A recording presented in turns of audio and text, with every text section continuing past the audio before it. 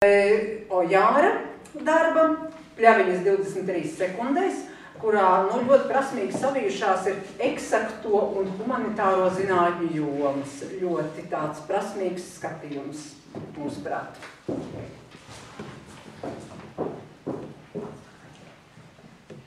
Pirmais un simboliskākais pilsētu raksturojošais jautājums parasti ir, cik liela ir tava pilsēta? Un vieni steidz rēķināt kvadrātmetrus, citi uzskaitīt iedzīvotājus, daži pārcilāt budžetu, mazie rāda ar izstieptām rokām sakot, šitik teķi. Viņi zina, cik atšķirīgi redzam pilsētu un cik dažādi to mērām. Viena no vienkāršākajām atbildēm uz šo jautājumu skan tā. Mūsu pilsēta ir apmēram 23 sekundes liela.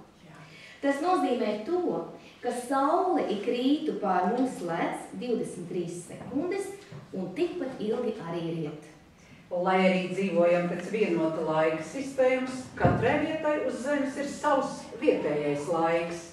Zemeslodē nepārtraukt griežoties, pret sauli pavēršas arvien jauni un jauni zemes punkti. Tātad arī mūsu pilsētā diena sākas vispirms austrumu puses Gostiņos, pēc tam pārējā daļā un visbeidzot Bebrulejā.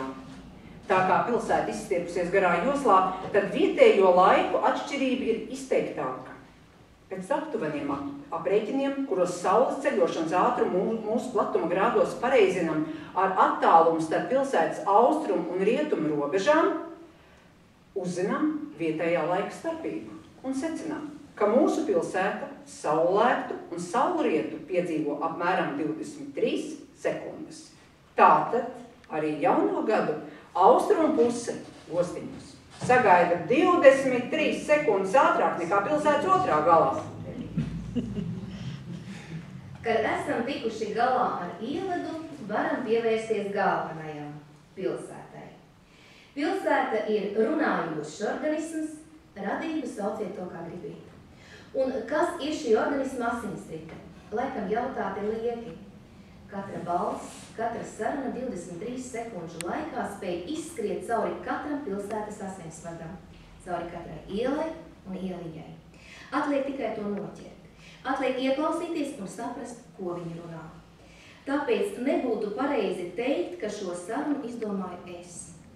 Mans ieguldījums ir tikai centieni pārtulkot pilsētas valodu mums saprotamākā formā un iemūžināt to šajā lapā.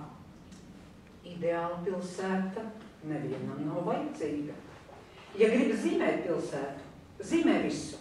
Zīmē pilnus parkus un tukšas pudeles, zīmē mīlniekus uz sūliņiem un zērājus zem tiem, zīmē klaiņojošu kaķu impērijas un zīmē burku tantes rindā pēc piena. Un ja tu gribi dzirdēt pilsētu, tad klausieties ne tikai kā dun ledus pavasarī, klausieties arī kā dun kravas vilcieni un kā vējš dun Vārkalnā. Pilsēta ir tik daudzšķautņaina, ka nepamanot kādu pusi, var zaudēt priekšstatu par visu formu un pagalam apmaldīties pats sava nāma durvju priekšā.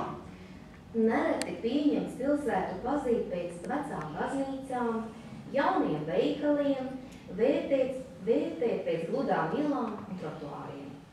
Slavināt apskates objektus un leģendas. Ja tādu nav, tad izdomāt. Bet būsim atklāti, šo pilsētu biežāk piemin pēc pavisam citām pazīmēm.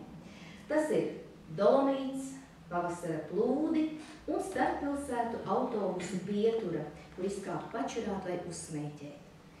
Un kāpēc ne? Ne jau pilsēta ir tā, kurā kaut kas jāceļ vai jājauc. Jāmaina kaut kas cits.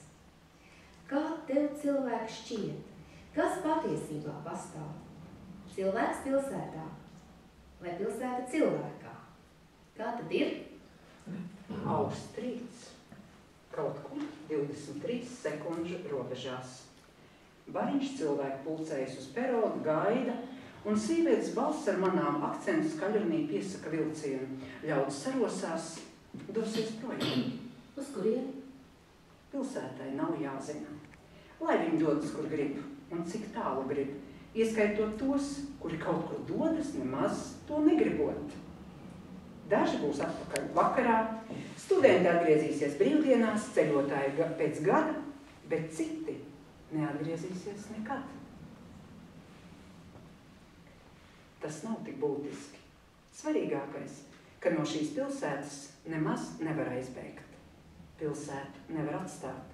Dodies, cik tālu gribi, 23 sekundes, ir pietiekoši laiks, lai visu aizmirstu, pazaudētu, apceļot simtiem svešu pasauļu, līdz beidzot domās atkal atgrieztos šeit.